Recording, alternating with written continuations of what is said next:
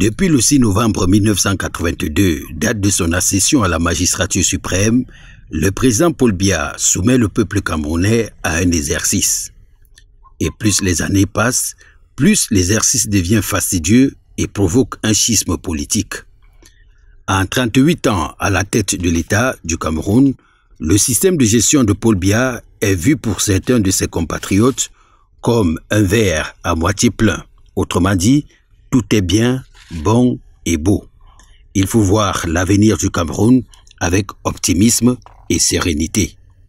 Pour d'autres, le verre est à moitié vide. Autrement dit, il n'y a que du négatif. Pour cela, il y a de fortes chances que sous l'actuel régime, le pays soit dans l'abîme, s'il ne l'est déjà pas. Le réalisme voudrait que nous ayons un regard froid sur la gestion de Paul Biya après 38 ans. Et là, il faut être un véritable prestidigitateur pour défendre un bilan, pour tout dire, catastrophique. Les faits sont là, têtus.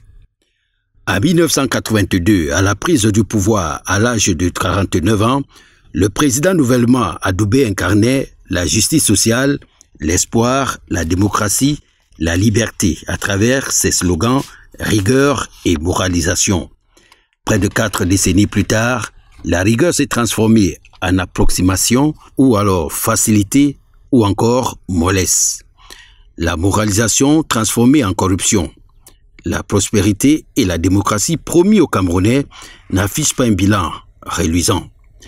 Si l'homme du 6 novembre peut se targuer d'avoir réinstauré la démocratie, pour les analystes, elle n'est que de façade, engendrant une fracture sociale difficile aujourd'hui de la remédier.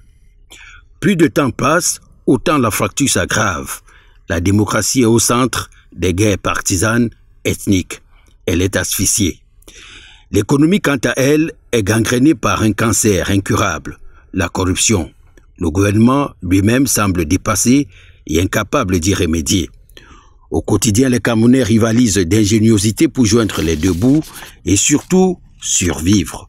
Le métier le plus prisé, conducteur de mototaxi par une jeunesse qui ne rêve plus que d'immigration. Mais les guerres qui sévissent dans les régions du nord-ouest et du sud-ouest et l'impression de ne pas trouver une solution à un conflit qui dure depuis 4 ans viennent effacer l'une des fiertés de l'homme du renouveau, la paix. La persistance des attaques de Boko Haram, les rapts et prises d'otages dans la partie septentrionale du Cameroun et surtout l'insécurité grandissante dans les grandes villes attestent que ceux qui voient le verre à moitié plein n'ont pas complètement tort.